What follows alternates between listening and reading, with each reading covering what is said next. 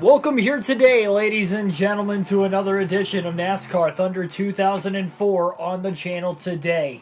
It is a Series 400 at the Glen, Watkins Glen International, the site for our first road course race of this custom schedule NASCAR Thunder 04 season. So here today, not a lot of practice coming into this race, and I'm starting at the back so I don't intentionally run over guys mid-pack or get run over because I don't have a lot of laps of practice.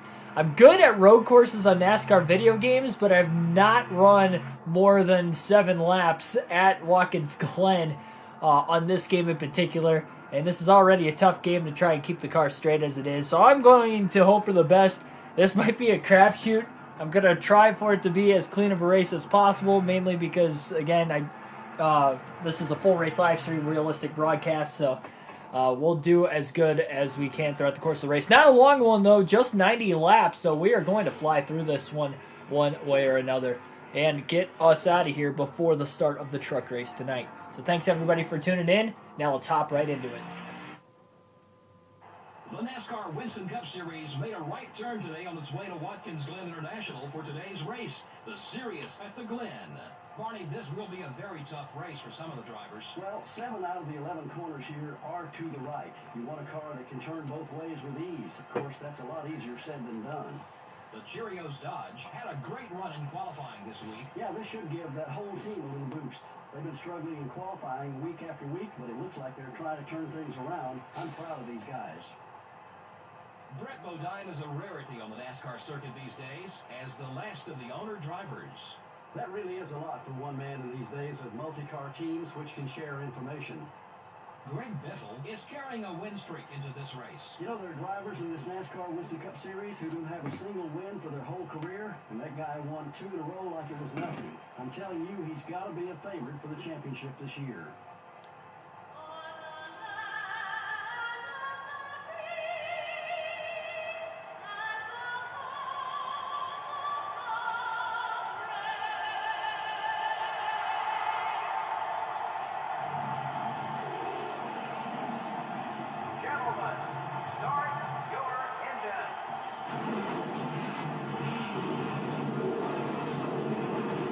I want to take you through the starting lineup for today's race. A lot of intriguing stories once again going into just the 8th race of this season. Tim Irvin, welcome to the stream, by the way. On the front row, we've got Bill Elliott starting on the pole for the first time this season. Jimmy Johnson will be on the front row as well for the first time this year, starting in 2nd. Jeff Gordon will be starting 3rd. Road course ace with Mark Martin, another pretty good road course racer, starting in 4th. Robbie Gordon, Michael Waltrip will make up row 3. Robbie Gordon, known for running well, one of the road course ringers. Ricky Craven, Kurt Busch back in row number 4.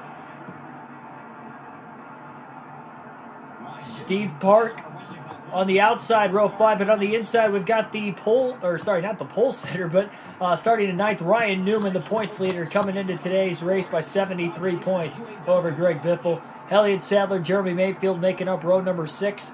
Back in row 7, we've got Kevin Harvick, your Daytona 500 winner, Kevin Harvick, starting in 14th.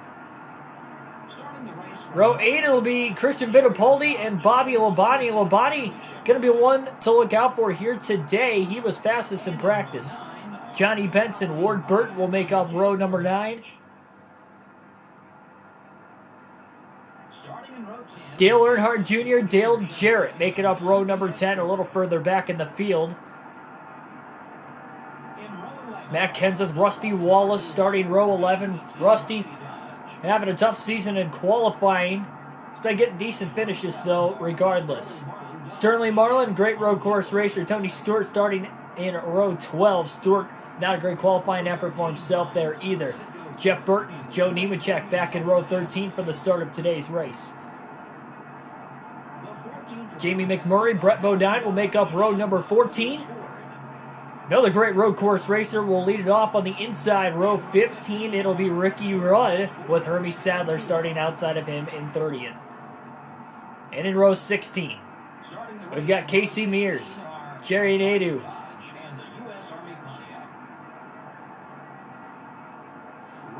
Row 17, Ken Schrader, Stanton Barrett.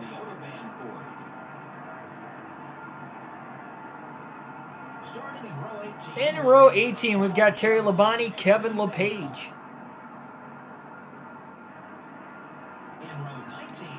David Green, Jack Sprague, couple of rookies sitting back in row 19. More rookies to follow back behind them. One of them in row 20, Kevin Grubb on the inside. Jeff Green will be starting on the outside. Mike Skinner, Kenny Wallace back in row 21. And Greg Biffle, without qualifying, will be starting at the back here today. Second in points, has to charge to the front as quickly as he can. Not a long race. And we're going to see how this is going to plan out. Green flag in the air, 90 laps at the Glen, and we are underway. And already, they're off to the races, going down into turn 1, a hard 90-degree right-handed corner. Everybody's checking up. Biffle's coming in hot. A little contact with Casey Mears there. They were 3 wide and tight. There was no room for Biffle to pull up back into line again. Very, very treacherous portion of the racetrack here. Uphill through the S's. Biffle sent it going into the first turn, but he's really going to have to be careful. Oh, man, and he about ran right into the back of Casey Mears. You saw Ken Schrader really try to cut that gap quite a bit. Schrader's out in the grass, trying to get around Casey Mears. Biffle's kind of boxed in now on the outside in turn 5. Remember, no excess pavement like there is nowadays. It's a lot tighter corners. These guys break so early. Oh, Biffle in the wall. A little heavy contact with Casey Mears. So easy to make a mistake here on a road course. Biffle not known throughout his career for racing well on road courses.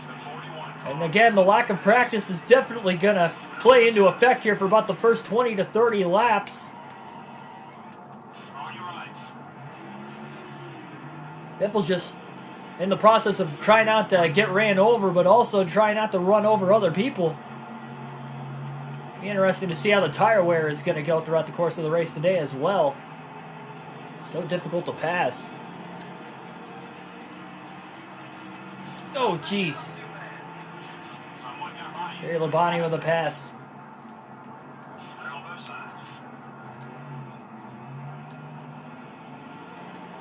Might just have to be survival for a short race today.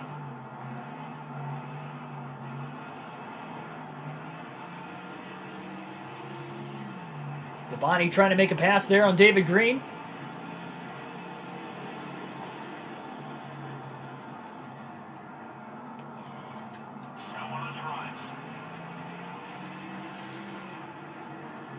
Are swinging wide, not Terry Labonte. He is going right after David Green in the 37, trying to get around him for position there. Biffle looking to take it in deep into turn 1, trying to make the pass on both David Green and Terry Labonte. Very aggressive to the braking zone in turn 1. He's able to get around them both.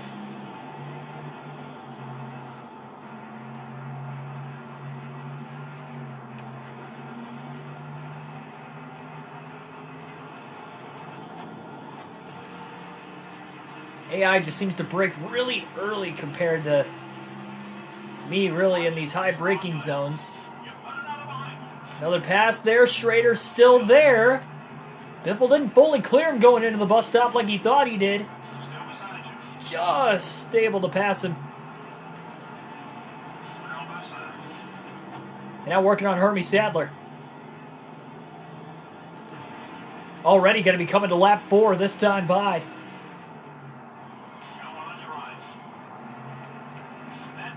Barely snuck in between that guardrail and Hermie Sadler to make the pass there for 31st. As the laps wind on, Biffle's starting to get just a little bit more comfortable.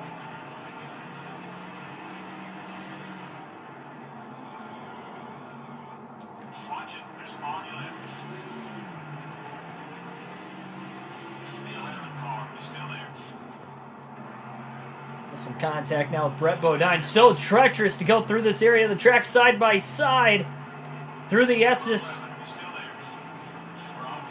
Definitely not one of the passing lanes around this track.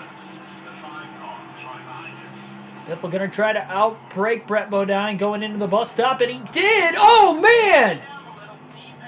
He just gets drilled into that guardrail that was coming up at an awkward angle, shot him back in to Brett Modine. And he got rear-ended pretty hard by Modine, and that's going to end Biffle's day to bring out the first caution in just lap 4. Would probably have liked to see more excitement. I'm sure the drivers, on the other hand, were happy about the low number of caution flags.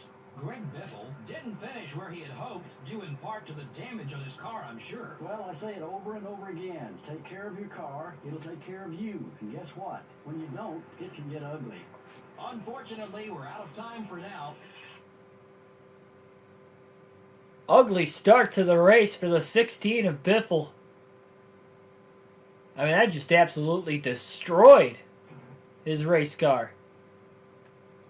After 4 straight wins, coming in second in points, Ricky Rudd will get his first win of the season, adding another road course win to his resume, leading 9 laps. That was a terrible, terrible run there for the 16, and not having that track position at the start, I'm sure probably hurt.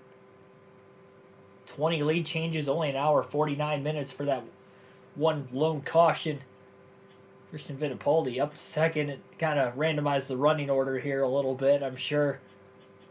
But we'll take you through the top 10 anyway. Ricky Rudd again with the win. Christian Fittipaldi second, followed by Tony Stewart, Michael Waltrip, and Kyle Petty rounds out the top 5. Ward Burton, Johnny Benson, Rusty Wallace, Elliott Sadler, and Joe Nemechek round out the top 10. And Rusty Wallace led the most laps today with 20 laps led, so he will be the driver getting the 10 bonus points despite not qualifying that well. And luckily enough, Ryan Newman finished 28, so Biffle luckily isn't going to lose too many points finishing in last. Could have been a whole heck of a lot worse. He was the only driver to DNF as well. That is the 3rd DNF of the season for the 16. That is unbelievable. I cannot believe by far the shortest race this season of the 3 that we've DNF'd in. Already 8 races in. So easy to DNF in this game. It was a hard hit into the guardrail and just shot us back out in front of the traffic, and then we just got hit hard from behind from Brett Modine, and Modine was coming in there pretty hot. Brickyard 400 is the next race.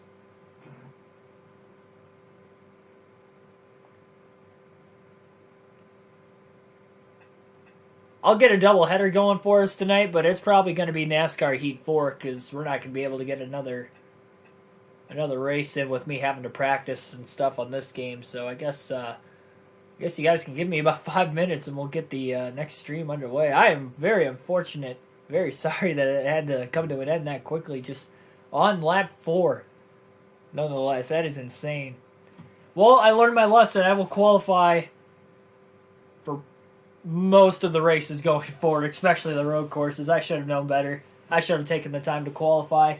I knew I already got here late. I didn't want to practice too much, and that obviously costed me. So, yeah, thanks. It's going to be a truck or Xfinity race for NASCAR Heat 4. I can guarantee that much. I guess it just depends on where we're racing next. But thanks, everybody, for watching. Hit the subscribe button on your way out for more daily NASCAR content. We do these full race live streams on the daily. So, yeah, truck or Xfinity race will be coming up on NASCAR Heat 4. So, give me time to turn this off, get the PS4 running, and hopefully get everything running back to normal again. So thanks, everybody, and I'll see you in a little bit.